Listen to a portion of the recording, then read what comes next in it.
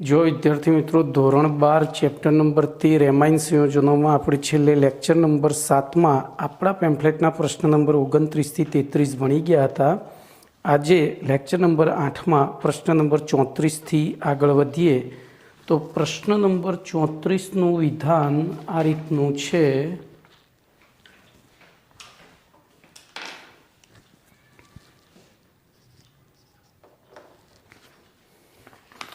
એનિલિનની nitration aniline કૌંસમાં aromatic amine ની nitration પ્રક્રિયા સમજાવો.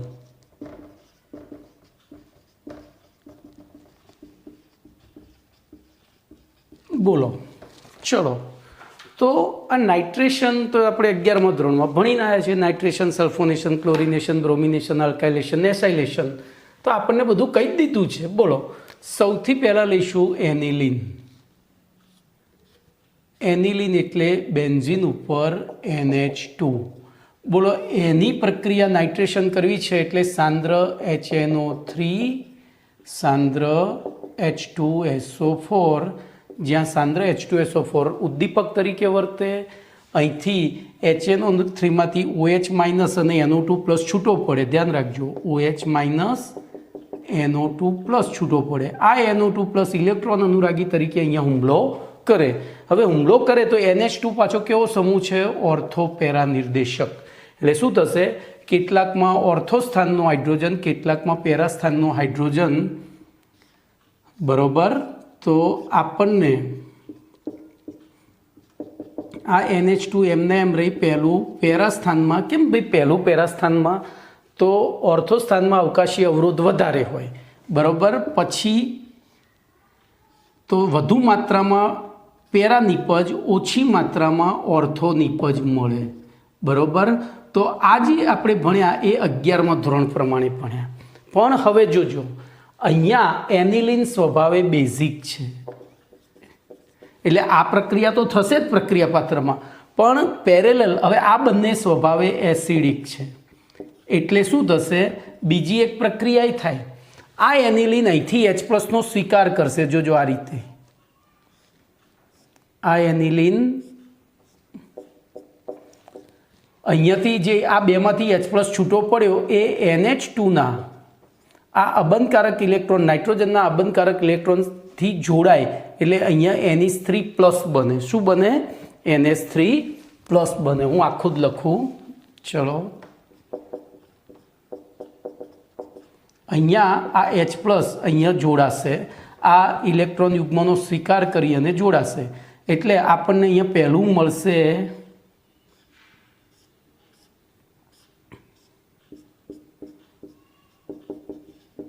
NH3+ anilinium ion. આને શું કહેવાય?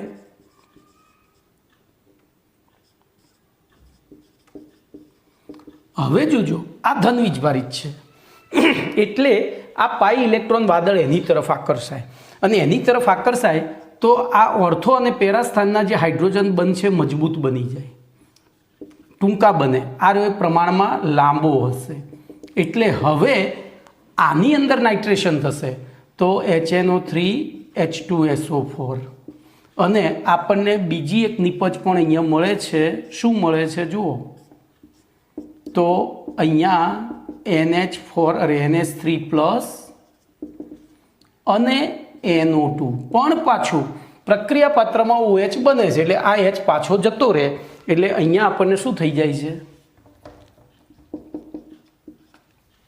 આમ કાયદેસર એનિલિનની નાઇટ્રેશન પ્રક્રિયામાં બે જ નિપજો મળવી જોઈએ, પણ આ મળે છે. અને આ મળે છે એટલે એમને મળવા ખાતર નથી મળતી. આ સૌથી વધુ 51% મળે છે, આ 47% મળે છે બીજા નંબરે, જ્યારે આ ફક્ત 2% જ મળે છે. યાદ રાખજો. તો આ થઈ એનિલિનની નાઇટ્રેશન પ્રક્રિયા.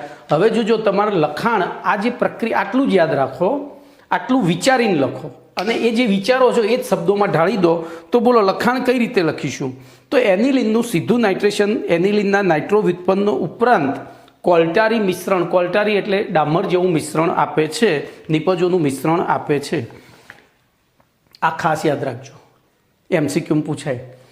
નીચેના પૈકી કઈ પ્રક્રિયામાં કોલ્ટારી મિશ્રણ પ્રાપ્ત થાય છે? તો એનિલિનનું નાઇટ્રેશન MCQમાં પૂછી શકાય. બરોબર, ચોપડીની લાઈનમાંથી. હવે પછીની જે પરીક્ષા પદ્ધતિ છે, NTA જે પરીક્ષા લે છે, એમાં ટેક્સ્ટબુક બહારનું કશું જ પૂછતા નથી, ચાહે જી હોય નીટ હોય. અને એના કારણે આપણે આવી નાની નાની બાબતો ખાસ યાદ રાખવાની છે. બરોબર. હવે જોજો, અહીં એસિડિક નાઇટ્રેશન પ્રક્રિયા એસિડિક માધ્યમમાં થાય છે. એટલે નોર્મલી એનિલિનમાંનો NH2 સમૂહ ઓર્થો પેરા નિર્દેશક હોવાથી ઓર્થો અને પેરા વિસ્થાપિત નાઇટ્રો એનિલિન તો મળે જ છે. પરંતુ એનિલિનની એસિડમાંના H+ સાથે પ્રક્રિયા થઈ એનિલિનિયમ આયન બને છે. એ એનિલિનિયમ આયન સ્વભાવે મેટા નિર્દેશક હોય છે, કારણ કે તે ઇલેક્ટ્રોન આકર્ષક છે. એટલે મેટા નિર્દેશક, આથી મેટા નાઇટ્રો એનિલિન પણ મળે છે. આમ એનિલિનનું જ્યારે નાઇટ્રેશન કરવામાં આવે ત્યારે 51% ortho nitro aniline, para nitro aniline, 47% meta nitro aniline અને 2% ઓર્થો નાઇટ્રો એનિલિન પણ પ્રાપ્ત થાય છે. હવે બીજું આમાં બોલો, આપણે મુખ્ય નિપજ તરીકે આ જોઈએ છે, આ બધું નથી જોઈતું. એટલે કે પેરા નાઇટ્રો એનિલિન જ જોઈએ છે, આ બધું નથી જોઈતું. તો આગળના પ્રશ્નમાં આપણે આગળના લેક્ચરમાં ભણી ગયા હતા, NH2 સમૂહને કેવો કરી દેવો પડે? નિષ્ક્રિય. તો એના માટે ધ્યાન રાખજો. તો એના માટે એનિલિનનું પહેલાં એસાઇલેશન કરી દેવાનું. તો એનિલિન, ભાઈ હવે હું વચ્ચે મીંડું કરીશ, તમારે નહીં કરવાનું, તમારે તો પેલું જ કરવાનું. આની CH3COCl સાથે પ્રક્રિયા, નિર્જળ AlCl3 વાપરવાનો નહીં. તો અહીંથી એક Cl, અહીંથી એક H લઈને જાય, -HCl.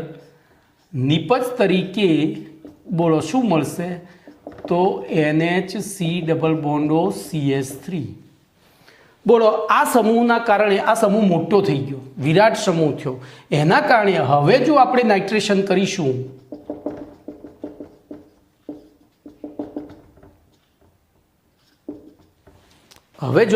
કરીશું, તો શું થશે? બોલો. તો એવી પરિસ્થિતિમાં ફક્ત પેરા સ્થાનમાં જ નાઇટ્રેશન થશે, ઓર્થોમાં નહીં થાય, કારણ કે અવકાશીય અવરોધ નડી જાય. તો બોલો, અહીંયા NHCOCH3 એટલે કે પેરા નાઇટ્રો એસિટાનિલાઇડ મળે. બોલો, આનું H+ જળ વિભાજન, H+ અથવા OH- જળ વિભાજન કરી નાખીએ એટલે શું થશે? ફરીથી અહીંથી આમાં આવશે પ્રક્રિયા, ધ્યાન રાખજો. તો અહીંયા NH2 બની જશે, કારણ કે આ ક્ષાર હતો. આ સ્વભાવે એસિડિક છે, આ બેઝિક છે. એટલે આ જે બન્યું એક ક્ષાર છે, કાર્બનિક ક્ષાર છે. અને એક ક્ષારનું પાછું આપણે જળ વિભાજન કર્યું, એટલે H અહીંયા આવ્યો અને OH અહીંયા ગયો. જોજો, H અહીંયા આવ્યો, OH અહીંયા ગયો, તો -CH3COOH અને નીચે NO2 એઝ ઇટ ઇઝ રહેશે. તો આમ ફક્ત પેરાનાઇટ્રો એનિલિન મેળવવું હોય ત્યારે આ પ્રક્રિયા કરવી પડે. જો ત્રણેયનું કોલ્ટારી મિશ્રણ મેળવવું હોય તો સીધું જ નાઇટ્રેશન કરવાનું, અને જો પેરાનાઇટ્રો એનિલિન મેળવવું હોય તો પહેલાં એસાઇલેશન કરવાનું. હવે આને ફિડલક્રાફ્ટ એસાઇલેશન ના કહેવાય, મેં આગળના લેક્ચરમાં કહી દીધું હતું. બરાબર. ચલો, એના પછી તો આ રીતે તમારે લખાણ લખવાનું છે. તો પ્રશ્ન નંબર 35 જોઈએ. પ્રશ્ન નંબર 35નું વિધાન છે, એનિલિનની સલ્ફોનેશન, એનિલિન કૌંસમાં એરોમેટિક એમાઇન. જોજો, અહીંયા તમને ટ્વિસ્ટ કરીને પ્રશ્ન પૂછે, એરોમેટિક એમાઇનની સલ્ફોનેશન પ્રક્રિયા સમજાવો. એવી રીતે મેં આગળ પણ લખ્યું હતું અહીંયા. તો એ વખતે તમારે એક વાક્ય વધારાનું લખવું પડે. શું બોલો? જો આ ના લખેલું હોય ને આટલો જ પ્રશ્ન પૂછાય તો એક વાક્ય વધારાનું લખવું પડે. એરોમેટિક એમાઇનની સલ્ફોનેશન પ્રક્રિયા નીચે પ્રમાણે એનિલિનની સલ્ફોનેશન પ્રક્રિયાના આધારે સમજાવી શકાય છે. અને પછી એના જ લખાણ લખવાનું, ખાલી એક વાક્ય એડ કરવું પડે. બુદ્ધિ વાપરીને જવાબ લખવાનો છે. બરાબર. એક સેન્ટેન્સ ખાલી એડ કરવું પડે. તો જોઈએ હવે. તો પહેલું એનિલિન લઈ લઈશું, ધ્યાન રાખજો.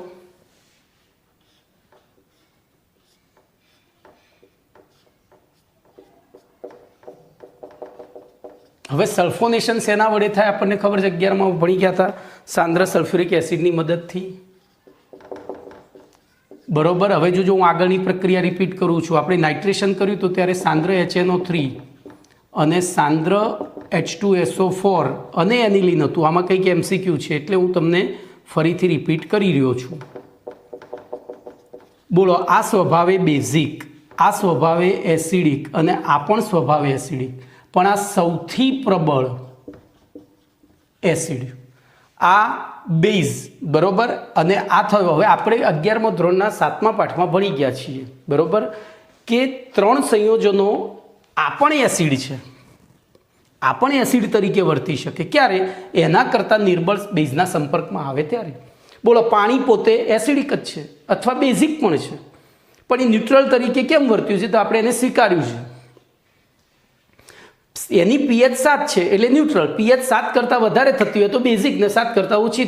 હવે એ પાણી, ધ્યાન રાખજો, NH3 સાથે પાણીની પ્રક્રિયા કરો ત્યારે NH4OH બને, તો એ વખતે એ એસિડ તરીકે વર્ત્યું અને એમોનિયા બેઝ તરીકે વર્ત્યું. પણ એ જ પાણીની તમે બીજા કોઈ પ્રબળ, એના કરતાં પ્રબળ એસિડ સાથે પ્રક્રિયા કરો, તો દાખલા તરીકે હું અહીંયા લઈ લઉં HCl પ્લસ H2O, તો એ વખતે H3O પ્લસ અને Cl માઇનસ, કે એનો મતલબ કે એને H પ્લસનો સ્વીકાર કર્યો, અહીંયા H પ્લસનું દાન કર્યું હતું, જોજો, એટલે તો NH4 પ્લસ બન્યો અને એની સાથે OH માઇનસ જોડાઈ ગયું. એવી રીતે અહીંયા H પ્લસનો સ્વીકાર કર્યો તો અહીંયા બેઝ તરીકે અને એસિડ તરીકે. આમ કોઈપણ સંયોજન એસિડ કે બેઝ તરીકે વર્તી શકે, પણ ક્યારે એસિડ તરીકે વર્તશે, ક્યારે બેઝ તરીકે, એનો આધાર એ કોની સાથે પ્રક્રિયા કરે છે એની ઉપર ડિપેન્ડન્ટ છે. હવે જોજો, આ કાર્બનિક છે, આ 2 અકાર્બનિક છે, એટલે પહેલી 2 અકાર્બનિક વચ્ચે પ્રક્રિયા થાય, આ સૌથી પ્રબળ છે એટલે આ કઈ રીતે વર્ત્યું હતું? બેઝ તરીકે. એટલે જ એમાંથી 2 ભાગ પડ્યા હતા. જોજો, H અને O, તો NO2 પ્લસ OH માઇનસ. ખબર પડી? અને પછી થોડું ઘણું HSO4 આની સાથે સંયોજ્યું હતું, જ્યારે આમાં તો NO2 છે જ નહીં, એટલે સીધું જ આ બેઝ તરીકે અને આ એસિડ તરીકે વર્તશે. આ બેઝ તરીકે અને આ એસિડ તરીકે વર્તશે. તો હવે જોઈએ શું નિપજ મળશે. બોલો, શું નિપજ મળશે? તો અહીંયાથી સીધું જ H પ્લસનું દાન કરે એટલે બેન્ઝીન ઉપર બન્યું NH3 પ્લસ અને HSO4 માઇનસ. આને શું કહેવાશે? તો આને એનિલિનિયમ, જોજો, આને આટલાને કહેવાય એનિલિનિયમ અને હાઇડ્રોજન સલ્ફેટ, બરોબર. હવે આને ગરમ કરો તો ધ્યાન રાખજો, અહીંથી એક H, અહીંથી એક O અને અહીંથી એક H. ગરમ કરો એટલે પાણીનો અણુ દૂર થાય, બરોબર. સોરી, બરોબર, હા, એ અહીંથી એક H અને આ પેરા સ્થાનનો H, મારી ભૂલ થઈ, બરોબર, અને અહીંથી એક O દૂર થાય અને અહીંથી આ પેરા સ્થાને આવી જાય. તો બોલો, ઉપર NH3 માંથી NH3 પ્લસ હતો, એમાંથી એક H ગયો એટલે શું બની ગયું? હવે NH2.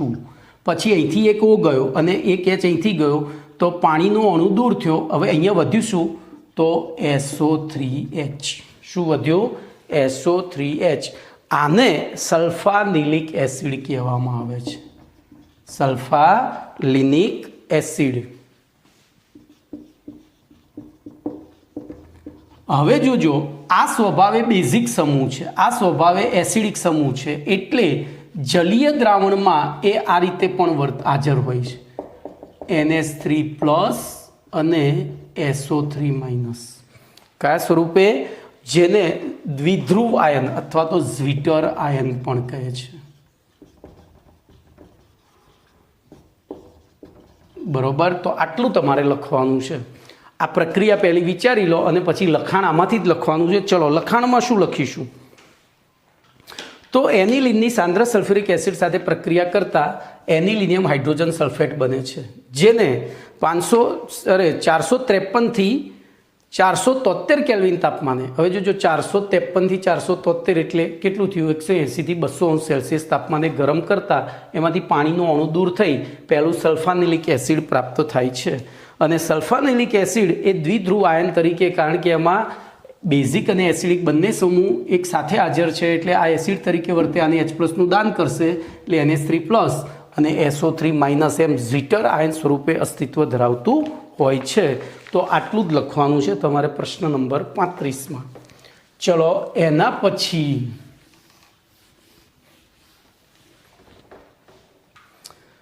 પ્રશ્ન નંબર 36. એનિલિન. જો મેં હમણાં જ જે કારણ આપ્યું હતું એ પૂછી અહીંયા આવી ગયું. એનિલિન ફિડલ ક્રાફ્ટ પ્રક્રિયા દર્શાવતા નથી. ફિડલ ક્રાફ્ટ પ્રક્રિયાઓ દર્શાવતા નથી. કારણ આપો. બોલો ચલો શું થશે? તો ધ્યાન રાખજો, આપણે ફિડલ ક્રાફ્ટ પ્રક્રિયાને યાદ કરીએ પહેલાં. તો એનિલિનની ફિડલ ક્રાફ્ટ પ્રક્રિયા કરવી હોય તો શું કરવું પડે? તો 11મા ધોરણનું યાદ કરવાનું છે. બરોબર. અહીંયા NH2 ફિડલ ક્રાફ્ટ માટે CH3COCl અથવા CH3CO2O અથવા RCl. આ બે લઈએ તો ફિડલ ક્રાફ્ટ એસાઇલેશન કહેવાય, આ લઈએ તો ફિડલ ક્રાફ્ટ આલ્કાઇલેશન.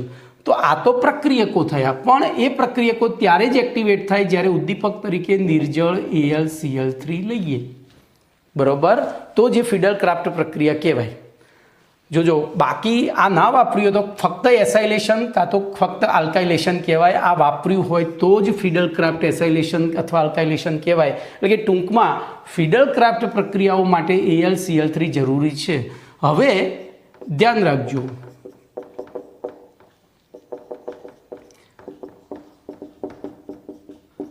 બોલો અહીંયા Alનું અષ્ટક રચના પૂર્ણ નથી અને Nમાં અબંધકારક ઇલેક્ટ્રોન યુગ્મ છે. તો આ ઇલેક્ટ્રોન યુગ્મનું દાન અહીંયા કરશે, એટલે કે આ વર્તશે લુઈસ બેઝ તરીકે, આ વર્તશે લુઈસ એસિડ તરીકે, અને એના કારણે આપણને આ રીતે NH2 પ્લસ AlCl3 માઇનસ આવો એક ક્ષાર મળી જશે. અને ક્ષાર હંમેશા સ્થાયી હોય, આટલું યાદ રાખજો, એટલે કે નિષ્ક્રિય હોય. આમ AlCl3ની હાજરીમાં એનિલિન નિષ્ક્રિય બની જાય છે. કેવું બની જાય છે? એનિલિન નિષ્ક્રિય બની જાય છે, અને એના કારણે તે આમની સાથે પ્રક્રિયાઓ કરી શકતું નથી, માટે તે ફિડલ ક્રાફ્ટ પ્રક્રિયાઓ દર્શાવતું નથી. તો ધ્યાન રાખો. હવે આપણે લખાણમાં કઈ રીતે લખીશું? આ તો 11મા ધોરણના આધારે વિચાર્યું આપણે, પણ હવે એને શબ્દોમાં ઢાળવું હોય તો એનિલિન સ્વભાવે બેઝિક છે અને એલ્યુમિનિયમ ક્લોરાઇડ સ્વભાવે લુઈસ એસિડ છે. હવે એનિલિનની ફિડલ ક્રાફ્ટ આલ્કાઇલેશન કે એસાઇલેશન પ્રક્રિયામાં એલ્યુમિનિયમ ક્લોરાઇડ ઉદ્દીપક તરીકે વાપરવામાં આવે છે. આથી એનિલિન એલ્યુમિનિયમ ક્લોરાઇડ સાથે પ્રક્રિયા કરી અને ક્ષાર બનાવી દે છે. બોલો આનું નામ શું આપશો? તો એનિલિનિયમ એલ્યુમિનિયમ ક્લોરાઇડ. શું લખાય? એનિલિનિયમ એલ્યુમિનિયમ ક્લોરાઇડ ક્ષાર બનાવે છે, જેમાં નાઇટ્રોજન પરમાણુ ધન વીજભારિત હોય છે. અને ધન વીજભારિત હોય તો એ શું થઈ જાય? આ ઇલેક્ટ્રોનને પોતાની તરફ ખેંચે તો આ બધા બંધ ટૂંકા થઈ જાય, અને બધા બંધ ટૂંકા થઈ જાય જે ઓર્થોપેરા કે મેટાસ્થાનના, અને એના કારણે શું થાય? બોલો, એક તો ક્ષાર છે એટલે સ્થાયી થયું, અને આ બંધે ટૂંકા થઈ ગયા એટલે બંધ સહેલાઈથી તૂટશે નહીં, તો આ લોકો જોડાઈ શકે નહીં. બરોબર. આથી એ પ્રબળ અક્રિય કારક તરીકે વર્તે છે. આથી એનિલિન ફિડલ ક્રાફ્ટ પ્રક્રિયાઓ દર્શાવતું નથી. બોલો કમ્પ્લીટ. ચલો એના પછી પ્રશ્ન નંબર 37 જોઈએ. ભાઈ ઓર્ગેનિક કેમેસ્ટ્રીમાં તમને પ્રક્રિયાઓ વિચારતા આવડે ને તો લખાણ તો એમાંથી જોઈ જોઈને જ લખવાનું છે. ચલો પ્રશ્ન નંબર 37. ડાયઝોનિયમ ક્ષાર વિશે ટૂંક નોંધ લખો.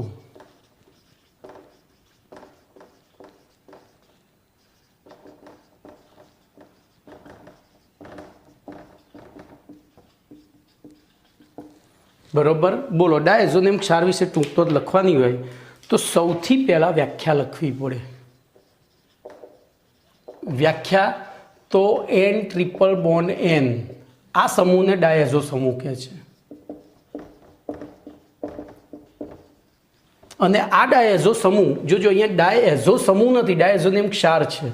એટલે એક બાજુ R અથવા AR, પછી N�ट्रिपल-बॉन्ड-N અને બીજી બાજુ X, જ્યાં X તરીકે બોલો શું હોઈ શકે? તો ફૂલ કલી બહાર આવી, બરાબર, ફૂલ કલી બહાર આવી, પછી HSO4 આ બધા માઇનસ, પછી HSO4 માઇનસ અને BF4 માઇનસ હોઈ શકે, બરાબર. તો આવા આ ડાયઝો સમૂહ અને ડાયઝો સમૂહ ધરાવતા આવા કાર્બનિક ક્ષારોને આ એક્સ અહીંયા જોજો, fluoride, chloride, bromide, iodide, hydrogen sulphate અને ફ્લોરોબોરેટ, બરાબર. તો આ બધા જે ક્ષાર છે એમને કહેવાય છે. તો વ્યાખ્યામાં શું લખીશું? તો આર અથવા AR N triple bond N, એમાં જોજો અહીંયા માઇનસ ને અહીંયા પ્લસ લખવાનું ભૂલતા નહીં. અહીંયા માઇનસ અને અહીંયા પ્લસ. કેવી રીતે આ થાય છે સમજો, ધ્યાન અહીંયા રાખજો. N triple bond N. બોલો, નાઇટ્રોજનની આ નાઇટ્રોજન અણુનું લુઈસ બંધારણ થયું. આ લુઈસ બંધારણમાં ધ્યાન રાખજો, હવે આર અથવા AR એટલે કે આલ્કાઇલ અથવા એરાઇલ, ધ્યાન રાખજો, આલ્કેન અથવા બેન્ઝીન નહીં, આલ્કેન અથવા બેન્ઝીન નહીં. અહીંયા ધ્યાન રાખો, હું દાખલા તરીકે આ મિથેન લઈ લઉં, અહીંયા આર કરી દઉં, એટલે બોલો આલ્કેન થઈ ગયો. અને બેન્ઝીન અહીંયા બધી જગ્યાએ H છે, પણ કોઈની જગ્યાએ કોઈએ આ Hને લૂંટી લીધો છે. લૂંટી લીધો એટલે કયા સ્વરૂપે ગયો H? કયા સ્વરૂપે ગયો છે? બોલો, ઇલેક્ટ્રોન લઈને ગયો છે, ઇલેક્ટ્રોન લઈને ગયો છે. તો એવી પરિસ્થિતિમાં શું થશે?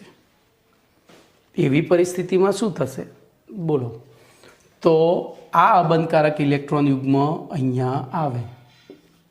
હવે અહીંયા X માઇનસ આવ્યો છે, બોલો, તો એ X આ ઇલેક્ટ્રોન યુગ્મને લઈ લે છે, બરાબર. અહીંથી આપ્યું હતું એટલે આ ધન વીજભાર બન્યો અને આ ઋણ વીજભાર બન્યો. ખબર પડી? એ ખાસ સમજવાનું છે. ઓકે, ચલો એના પછી તો હવે વ્યાખ્યા લખીશું. તો R AR N double bond N triple bond N X, એમાં પહેલા N ઉપર પ્લસ, બીજા X ઉપર માઇનસ સામાન્ય સૂત્ર ધરાવતા સંયોજનોને ડાયઝોનિયમ ક્ષાર કહે છે, જ્યાં આર તરીકે આલ્કાઇલ અથવા એરાઇલ સમૂહ અને X તરીકે આ સમૂહો હોય છે કોઈ, બરાબર. અને એમાં રહેલા આ સમૂહને ડાયઝો સમૂહ કહે છે.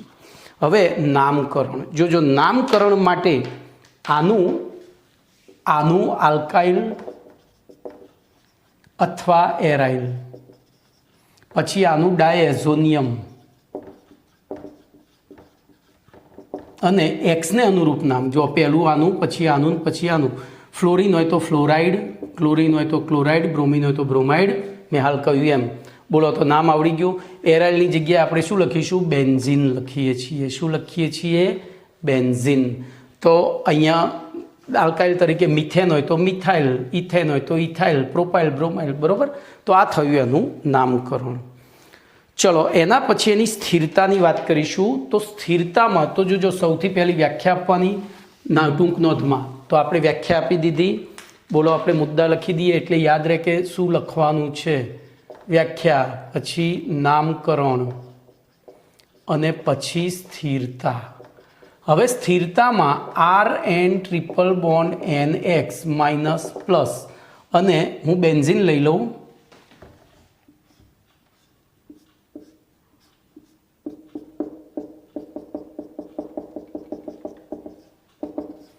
બોલો, આમાં સંસ્પંદન શક્ય નથી, જ્યારે આમાં સંસ્પંદન શક્ય છે. આમાં સંસ્પંદન શક્ય નથી, જ્યારે આમાં સંસ્પંદન શક્ય છે. એટલે આ બિલકુલ અસ્થાયી છે. જેવા બને એવા જ પાણી વડે જળ વિભાજન પામી ROH વત્તા N2 વત્તા HX બનાવી દે. જોજો, અહીંથી આ H પ્લસ આની સાથે જતો રહે, એ ગયો એટલે HX બન્યો. પછી આ N2 કે હું નાઠો, કેમ? તો N2 તો બિચારો આમ તો સ્થાયી જ હતો, આ તો બે બાજુ દયા કરવામાં ભરાઈ ગયો હતો. તો વધ્યું શું હવે? R અને OH. તો આપણે આગળ ભણી ગયા છીએ પ્રાથમિક એમાઇનમાંથી આલ્કોહોલ બનાવવાની રીત. તો પ્રાથમિક એમાઇનની NaNO2HCl સાથે પ્રક્રિયા કરો એટલે મધ્યવર્તી નિપજ તરીકે અનુવર્તી આલ્કાઇલ ડાયઝોનિયમ ક્ષાર મળે. પણ એ અસ્થાયી છે એટલે તરત જ એ પાછી એ પ્રક્રિયામાં પાણી ઉત્પન્ન થાય છે. એ પ્રક્રિયામાં પાણી ઉત્પન્ન થાય, ધ્યાન રાખજો. RNH2 plus NaNO2 plus HCl. બોલો અહીંયા 2HCl વપરાતા હતા, બરાબર? 2HCl વપરાતા હતા. તો એમાંથી શું થયું હતું યાદ કરો, મેં તમને બધું જુદું પાડીને સમજાવ્યું હતું. R વત્તા N વત્તા 2H વત્તા Na વત્તા N વત્તા O2 વત્તા 2H વત્તા 2Cl. યાદ આવે છે? તો આ 2H અને આ 2H, તો આ 3 જણા ભેગા થઈને બનાવે H2O. પછી એક Na એક Cl ને લઈને બનાવે NaCl. બોલો હવે વધ્યું શું? તો દેખાય છે બન્યું RN ટ્રિપલ બોન્ડ NCl. પણ આ જે H2O બન્યો તો એનાથી જળ વિભાજન કરી ROH અને N2 પ્લસ HCl પાછો મળી જતો હતો. કમ્પ્લીટ. પ્લસ HCl પાછો મળતો. એટલે કે એલિફેટિક ડાયઝોનિયમ ક્ષાર અસ્થાયી હોય છે તે, બરાબર? તો પહેલું લખીશું, પ્રાથમિક આલ્કાઇલ એમાઇનના ડાયઝોનિયમ ક્ષાર ખૂબ જ અસ્થાયી હોય છે, જ્યારે પ્રાથમિક એરોમેટિક એમાઇન ડાયઝોનિયમ ક્ષાર 0 થી 5 અંશ સેલ્સિયસ તાપમાને સ્થાયી હોય છે, જ્યારે એનાથી ઊંચા તાપમાને અસ્થાયી હોય છે. હવે એ સ્થાયી કેમ છે, બરાબર? અને એનાથી ઊંચા તાપમાને અસ્થાયી કેમ છે? એટલે કે ટૂંકમાં એમની સ્થિરતા, હવે 0 થી 5 ડિગ્રીએ તો શું થાય, સક્રિયતા ઓછી થઈ જાય એટલે સ્થાયી હોય. પણ 5 ડિગ્રીથી ઉપર કેમ અસ્થાયી છે? તો એનું કારણ ધ્યાન રાખજો. અહીંયા આપણે એનિલિનિયમ, આપણે ડાયઝોનિયમ પહેલું તો બંધારણ દોરીએ અને પછી એમાં સંસ્પંદન વિચારીએ, બરાબર? બોલો, આ ક્લોરીન અહીંથી ઇલેક્ટ્રોન લઈને એ છૂટો પડી ગયો એટલે આ બન્યું ડાયઝોનિયમ આયન બન્યો. આ શું બન્યો? Diazonium ion. કારણ કે ક્લોરીન પોતાના ઇલેક્ટ્રોન લઈને જતો રહ્યો એટલે આર્ય તો પાછું હતું એમને એમ થઈ ગયું, બરાબર? અહીંથી X જતો રહ્યો. તો આ ડાયઝોનિયમમાં હવે જો સંસ્પંદન હું ચોપડી પ્રમાણે દોરીશ એટલે તમને કોઈ તકલીફ ના પડે. મારા આકૃતિ ચોપડી પ્રમાણે લેવી પડશે. બોલો, અહીંયા પ્લસ વીજભાર છે. હવે તમે કહો શું થશે? પ્લસ વીજભાર છે તો શું થશે? તો આ ઇલેક્ટ્રોન યુગ્મ અહીંયા ખસશે, એ ઇલેક્ટ્રોન યુગ્મ અહીંયા ખસે એટલે આ ધન વીજભાર. બોલો, તો એવી પરિસ્થિતિમાં આ ઇલેક્ટ્રોન યુગ્મ અહીંયા ખસવું પડે. તો બોલો, નિપજ તરીકે આપણને પહેલું બંધારણ શું મળશે? અહીંયા ડબલ બોન્ડ બનશે, અહીંયા ડબલ બોન્ડ બનશે. તો N ડબલ બોન્ડ N, અહીંયા 2 ઇલેક્ટ્રોન યુગ્મો થઈ જશે. શું થઈ જશે? અથવા તો અને માઇનસ એમ. અને આ બધું એઝ ઇટ ઇઝ રહેશે. અને પેલો જે ધન વીજભાર હતો આને અહીંયા આપ્યું, આને અહીંયા આપ્યું એટલે આને અહીંયા જવું જ પડે, નહીં તો આ નાઇટ્રોજનને ઝાડા થઈ જાય, બરાબર? તો અહીંયા ધન વીજભાર ખસ્યો. હવે આગળ કશું નથી, આ અહીંયા આકર્ષાય. બોલો, તો અહીંયા ડબલ બોન્ડ, આ double bond, N double bond N, અહીંયા વધારાનું આ માઇનસ, આ પ્લસ થયું. હવે આ અહીંયા આકર્ષાય તો બોલો,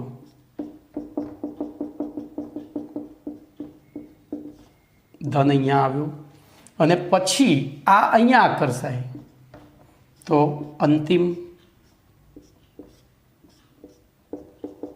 એ અહીંયા આકર્ષાય એટલે આને પાછું અહીંયા આવવું પડે, બરોબર? તો આ પ્લસ થઈ ગયો, કમ્પ્લીટ. હવે જોજો, આના જે આપણને બંધારણો મળ્યા છે એમાં આ નાઇટ્રોજન તો ધન વીજભારિત એમના એમ જ રહ્યો, કોઈ ફરક પડ્યો નહીં. કેમ? અહીંયા એક જ ધન વીજભાર હતો, આ અહીંયા ગયો, આ ઇલેક્ટ્રોન યુગમાં અહીંયા ગયો એટલે અહીંયા જતું રહ્યું, એટલે માઇનસ અહીંયા થયો ને ધન અહીંયા થયો. વચ્ચેનો નાઇટ્રોજન તો એઝ ઇટ ઇઝ રહ્યો, વચ્ચેનો નાઇટ્રોજન ધન વીજભારિત એઝ ઇટ ઇઝ રહ્યો. અને આપણને ખબર છે ફઝાનના નિયમ અનુસાર, બોલો, જે સંસ્પંદન બંધારણમાં વધુ વિદ્યુતઋણ પરમાણુ ધન વીજભાર ધારણ કરે તે કેવું હોય? અસ્થાયી. એનો મતલબ કે આના 5 સંસ્પંદન બંધારણો કેવા છે? અસ્થાયી. અને એના કારણે એ ઓરડાના તાપમાનથી એટલે કે 5 ડિગ્રીથી ઊંચા તાપમાને અસ્થાયી હોય છે. તો કમ્પ્લેટ. તો તો પ્રશ્ન નંબર 37 પણ અહીંયા પૂરો થયો. બોલો, ડાયઝોનિયમ ક્ષાર વિશે ટૂંક નોંધ પૂછાય તો પહેલી વ્યાખ્યા, પછી નામકરણ ને પછી સ્થિરતા, વાર્તા પૂરી. ચલો, એના પછી પ્રશ્ન નંબર 38નો વારો લઈશું. તો પ્રશ્ન નંબર 38નું વિધાન આ રીતનું છે.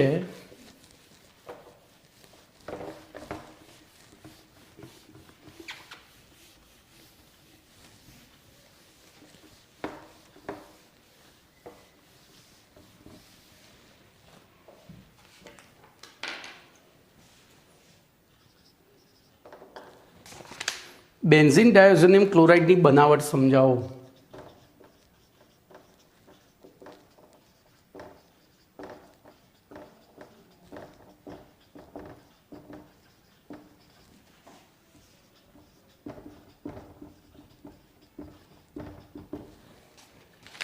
બરોબર, બેન્ઝીન ડાયોઝોનિયમ ક્લોરાઇડની બનાવટ સમજાવો.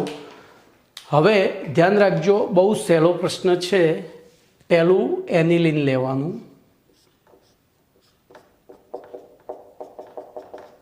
એને 0 થી 5 અંશ સેલ્સિયસ તાપમાને બરફની મદદથી ઠંડુ કરી દેવાનું. જો હું તમને આખી ક્રિયાવિધિ જ સમજાવું છું. પછી NaNO2 લેવાનું, એને પણ 0 થી 5 અંશ સેલ્સિયસ તાપમાને ઠંડુ કરવાનું. પછી ત્રણેય અલગ અલગ પાત્રમાં લેવાના હો. HCl લેવાનું, એને પણ 0 થી 5 અંશ સેલ્સિયસ તાપમાને ઠંડુ કરવાનું. પહેલાં આ બેને મિક્સ કરવાના, બરાબર, અને પછી એની અંદર આ ઉમેરવાનું. આ પ્રેક્ટિકલ મેટર કહું છું, ભવિષ્યમાં કામમાં આવશે. ત્રણે એક સાથે. અને આ પણ એવી રીતે ઉમેરવાનું કે આ તાપમાન વધવું જોઈએ નહીં. 0 થી 5 અંશ સેલ્સિયસ એટલે 273 થી 278 કેલ્વિન થયું. એટલે આમની વચ્ચે પ્રક્રિયા થઈ. મેં હમણાં જ તમને ક્રિયાવિધિ અહીંયા આરની જગ્યાએ એઆરની જગ્યાએ આર હતો. બોલો શું બનશે? તો N ટ્રિપલ બોન્ડ NCl, આપણે HCl લીધો છે એટલે બરોબર, આ પ્લસ આ માઇનસ વત્તા 2H2O વત્તા NaCl બને છે. શું બને છે? 2H2O વત્તા H2O વત્તા NaCl. 2H2O નહીં, કમ્પ્લીટ H2O વત્તા NaCl બને છે. આમ તો 2H2O જ બને ભાઈ. આના 2 અણુ લેવા પડે, HClના 2 અણુ લેવા પડે. તો બસ આટલું લખવાનું છે, કમ્પ્લીટ. આ પ્રક્રિયાને ડાયઝોટાઇઝેશન પ્રક્રિયા કહે છે. બોલો, લખાણમાં શું લખીશું? તો એનિલિનની 273 થી 278 કેલ્વિન તાપમાને NaNO2 અને HCl સાથે પ્રક્રિયા કરતા, NaNO2 અને HClના મિશ્રણ સાથે પ્રક્રિયા કરતા. જો મેં એટલે આ મિશ્રણ બનાવ્યું છે, બરોબર. NaNO2 અને HCl વચ્ચેની પ્રક્રિયા દ્વારા પ્રક્રિયા પાત્રમાં આ બેની પ્રક્રિયા દ્વારા નાઇટ્રસ એસિડ બને. જોજો, આમાંથી HNO2 પ્લસ NaCl બને. HNO2, આ Na અહીંયા જતો રહે, આપણે એક જ લઈશું. આ અહીંયા જતો રહે ને અહીંયા આવતો રહે, બરોબર.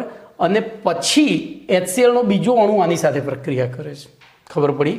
તો એ પરિસ્થિતિમાં આ HNO2 એટલે કે નાઇટ્રસ એસિડ, એ નાઇટ્રસ એસિડ સાથે પ્રક્રિયા કરી નાઇટ્રસ એસિડ સાથે એનિલિન પ્રક્રિયા કરી બેન્ઝીન ડાયઝોનિયમ ક્લોરાઇડ આપે છે. આ પ્રક્રિયાને ડાયઝોટાઇઝેશન પ્રક્રિયા કહે છે. બોલો, કમ્પ્લીટ. ચલો, એના પછી 39મો પ્રશ્ન. ભાઈ, ઓર્ગેનિક કેમેસ્ટ્રી સાંભળવામાં સમજવામાં બહુ જ સહેલું લાગશે, પણ મિક્સિંગ એટલું જ થશે. એટલે મહેરબાની કરી પ્રશ્નને યાદ રાખજો તો જવાબો યાદ રહેશે. ચલો, બેન્ઝીન ડાયોઝોનિયમ ક્લોરાઇડના ભૌતિક ગુણધર્મો જણાવો. બેન્ઝીન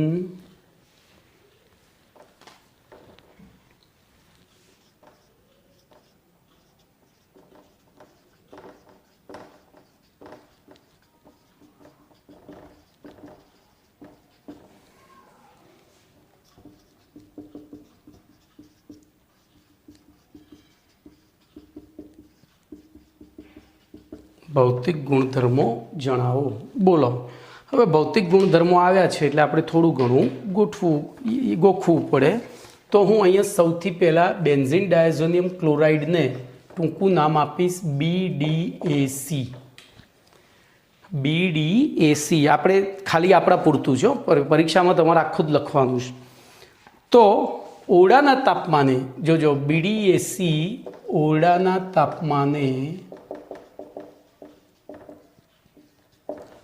બરોબર રંગહીન સ્ફટિકમય ઘન પદાર્થ છે.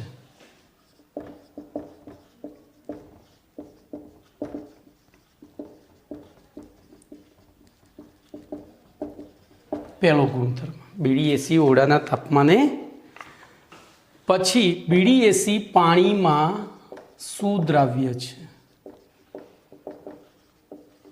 રંગ, ઘન, સ્વાદ, અવસ્થા, ગલનબિંદુ એ બધું નથી લખવાનું અહીંયા. અને 273 થી 278 કેલ્વિન તાપમાને તે પાણીમાં સ્થાયી હોય છે. તે પાણીમાં સ્થાયી હોય છે. જ્યારે 278 કેથી ઊંચા તાપમાને તે પાણીમાં જળ વિભાજન પામે છે.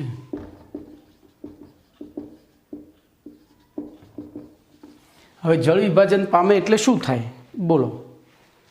ફિનોલ બનાવે છે. ફિનોલ બની જાય જળ વિભાજન પામી. બરાબર, અંદર ચોપડીમાં નથી લખ્યું આપણે.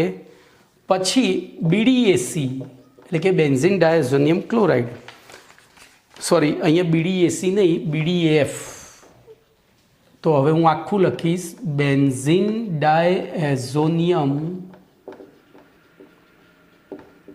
ફ્લોરાઇડ.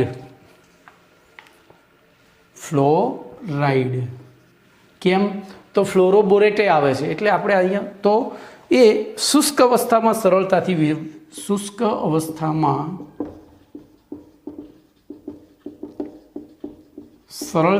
વિઘટન પામે છે. ચલો પછી બીજું આવશે બેન્ઝીન ડાયઝોનિયમ ફ્લોરોબોરેટ. આપણે બધાની જ ક્લોરાઇડની એકલાની ગુણધર્મની નથી લખતા, અહીંયા બધાના લખી દઈએ. ફ્લોરોબોરેટ પાણીમાં અદ્રાવ્ય, જોજો પાણીમાં અદ્રાવ્ય. અને અહીંયા બેન્ઝીન ડાયઝોનિયમ ક્લોરાઇડની જગ્યાએ ક્ષાર લખજો.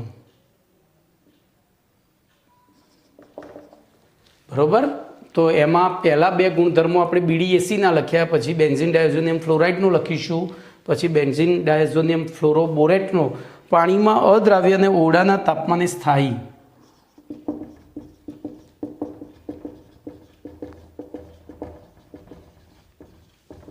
ક્ષાર છે. એના પછી હજુ આનો એક આવશે BDAC. બરોબર, BDAC લખીએ તો એ આ પાણીમાં સ્થાયી છે એટલે આ જ તાપમાન ગાળામાં તેના જલીય દ્રાવણોની પ્રક્રિયા કરી યોગ્ય સ્થાયી નિપજો બનાવવામાં આવે છે. અહીંથી જ આગળ લખવાનું. આથી 0 થી 273 થી 278 કેલ્વિન તાપમાન ગાળામાં તેના જલીય દ્રાવણની પ્રક્રિયાઓ કરી આગળના સ્થાયી સંયોજનો મેળવવામાં આવે છે. સ્થાયી સંયોજનો મેળવવામાં આવે છે અથવા તો પ્રાપ્ત કરવામાં આવે છે. તો આટલું લખવાનું છે. તમને એવું થશે કે સાહેબ તમે બોર્ડ ઉપર લખો કેટલી ટૂંકી લાઈનો થાય છે, અમારા પેમ્ફલેટમાં કેટલું બધું છે. બેટા એ તમે આવી રીતે લખશો તો તમારા માર્ક્સ નહીં કપાય, એની હું ગેરંટી આપું છું. બોર્ડમાં મારે પેમ્ફલેટમાં એટલા માટે વધુ લખવું પડે કે તમે તમારી યાદ રાખવાની એક લિમિટ હોય. બરાબર, એ લિમિટથી પછી શું થાય, તો હું 10 વાક્યો લખું ને તો તમે 7 જ યાદ રાખી શકો, હું 7 લખું તો તમે 5 જ યાદ રાખી શકો. એટલે કે બેટર છે. હું જનરલ વાત કરું છું, પછી અમુક હોશિયાર વિદ્યાર્થીઓ પૂરેપૂરું યાદ રાખી શકતા હોય, પણ અમારે મટીરિયલ બધાને ધ્યાનમાં રાખીને બનાવવું પડતું હોય છે. ઓકે, ચલો એના પછી આગળ જઈએ. તો S36 જોજો, S36 બેન્ઝીન એરોમેટિક ડાયઝોનિયમ ક્ષાર, એરોમેટિક ડાયઝોનિયમ ક્ષાર કેટલા પ્રકારની પ્રક્રિયાઓ દર્શાવે છે? કઈ કઈ બોલો. તો ઓર્ગેનિક કેમિસ્ટ્રી છે ભાઈ, બંધારણ દોરો જવાબ મળી જશે. બંધારણ દોરો જવાબ મળી જાય. બોલો, હું અહીંયા એરોમેટિક એટલે AR N triple bond NX plus minus. બોલો પહેલી તો પહેલામાં આટલું બધું જતું રહે અને બીજામાં ખાલી આટલું જ જાય. બરોબર? કેમ? તો એ કેમ તો પહેલામાં આ ગયું ધારો કે, પછી એ ગયા પછી આ, તો કેટલીક બે પ્રકારની પ્રક્રિયાઓ દર્શાવે. કઈ બે પ્રકારની? જેમાં નાઇટ્રોજનનું વિસ્થાપન ન થતું હોય તો પહેલો પ્રકાર, એટલે કે ફક્ત કોનું વિસ્થાપન થાય? તો પહેલો પ્રકાર એનું વિસ્થાપન ના થતું હોય તેવી પ્રક્રિયાઓ. અને બીજો પ્રકાર બોલો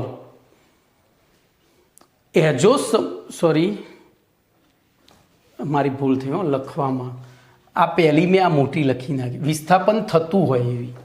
આ મોટો કૌંસ મોટું સર્કલ લખી નાખ્યું, એ આ મોટું સર્કલ. હવે નાના સર્કલમાં જોઈએ તો ડાયએઝો સમૂહ, આ ડાયએઝો સમૂહ બોલો એમના એમ જ રહેતો હોય, એટલે કે સચવાયેલો રહેતો હોય.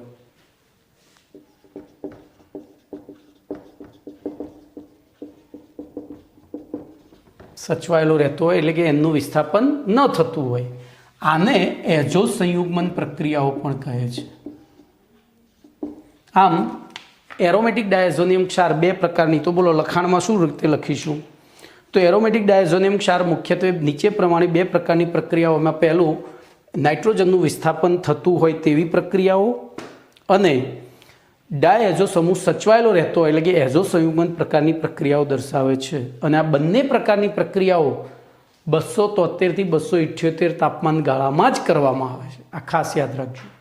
બરોબર? 273 થી 278 તાપમાન ગાળામાં જ કરવામાં આવે છે, કારણ કે આગળ આ વિસ્ફોટક છે એટલે બધું પોતે વિઘટન પામી જાય અને વેરણ છેરણ કરી નાખે. ચલો હવે હું તમને પહેલાં તો આ BDACમાંથી આપણે BDAC આપણા અભ્યાસક્રમમાં જે બેન્ઝીન ડાયઝોનિયમ ક્ષાર છે, બરોબર, એમાંથી કયા સંયોજનો બનાવી શકાય એને યાદ રાખવાની ટ્રીક આપીશ. તો એ ટ્રીકમાં છે બે ફિકર બોલ સાઈ આઈ હાઈ નાલા આપી. બરોબર? નાલા આપી આટલા પ્રકારના સંયોજનો બનાવી શકાય. પહેલું બેન્ઝીન બનાવી શકાય, પછી ફિનોલ બનાવી શકાય, ક્લોરોબેન્ઝીન બનાવી શકાય, બ્રોમોબેન્ઝીન બનાવી શકાય, આયોડોબેન્ઝીન બનાવી શકાય, સાયનોબેન્ઝીનો પછી આયોડો છે. સાયનોબેન્ઝીન બનાવી શકાય, આયોડોબેન્ઝીન બનાવી શકાય, ફિનાઇલ હાઇડ્રેઝીન બનાવી શકાય, પછી નારંગી રંગક બનાવી શકાય, લાલ રંગક બનાવી શકાય, પીળો રંગક બનાવી શકાય અને આછો પીળો રંગક બનાવી શકાય. ધ્યાન રાખજો, આટલી વસ્તુઓ બનાવી શકાય છે. બે ફિકર બોલ સાઈ આઈ હાઈ એટલે હાઇડ્રેઝીન, ફિનાઇલ હાઇડ્રેઝીન. બરોબર? હવે આ બધી બનાવટો આપણે શીખવાની છે. એમાં સૌથી પહેલી પ્રક્રિયા આપણે લઈશું બેન્ઝીન ડાયઝોનિયમ ક્લોરાઇડની સેન્ડમેયર અને ગોટરમેન કોચ પ્રક્રિયા. ધ્યાન રાખજો, આપણે બનાવવાનું છે આ બધું, પણ સેન્ડમેયર અને ગેટરમેન કોચ પ્રક્રિયા. તો હું 40મો પ્રશ્ન લખીશ. તો બેન્ઝીન ડાયએઝોનિયમ ક્ષારની એક સેન્ડમેયર અને 2 ગેટરમેન કોચ અથવા તો ગાટરમેન કોચ નહીં હો, ગેટરમેન કોચ આગળના પાઠમાં આવી હતી. પ્રક્રિયા સમજાવો.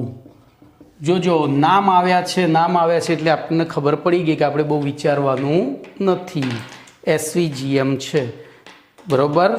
તો ધ્યાન અહીંયા રાખજો. સૌથી પહેલી લઈએ સેન્ડમેયર પ્રક્રિયા. સેન્ડમેયર પ્રક્રિયામાં શું કરવાનું છે? ધ્યાન અહીંયા એક જ સમીકરણમાં બધું બતાવી દેવાનું છે. અહીંયા એક્સ માઇનસ આ પ્લસ. હવે અહીંથી 3 પ્રક્રિયાઓ બતાવવાની.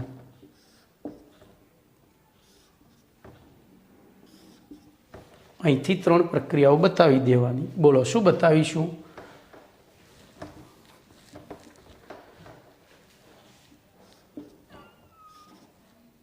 તો સૌથી પહેલી Cu2Cl2 HCl, પછી Cu2Br2 HBr અને CuCN KCN. કશું જ વિચારતા નહીં. એસવીજીએમ. હું તમને કહું એક વસ્તુ, ખાલી એક જીનીટનો એમસીક્યુ યાદ રાખવાનો છે, એ વિચારજો. બોલો આમાંથી શું થશે? તો પહેલો અહીંથી પ્રક્રિયા શરૂઆત થાય. જોજો આ CuCl, એ Cl અહીંથી એક્સ લઈને ભાગી ગયું, બરોબર. એટલે નિપજ તરીકે આપણને એ એક્સ લઈને ભાગ્યો એટલે કે અહીંયા એક્સ તરીકે જે હોય અહીંયા Cl જ હોય, તો Cl2 જ પાછો મળે, બરોબર. અને બીજો Cl આ નટુ કે હું નાઠો, તો સીધો વધ્યો શું? ખાલી અહીંનો એક Cl વધ્યો, એ અહીંયા જોડાશે. તો આ Cl વત્તા બોલો નટુ વત્તા Cl2, બરોબર. આવું બને. પણ એમાં એકચ્યુઅલી આપણને એવું કંઈ કહ્યું, ખાલી આપણે નટુ જ બતાવવાનું છે, નટુ જ બતાવવાનું છે, બરોબર. શું બની જાય છે?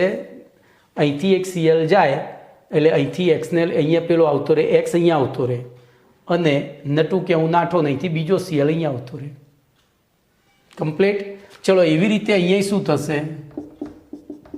તો અહીંયા Br વાપર્યો છે તો બ્રોમોબેન્ઝીન પ્લસ નટુ.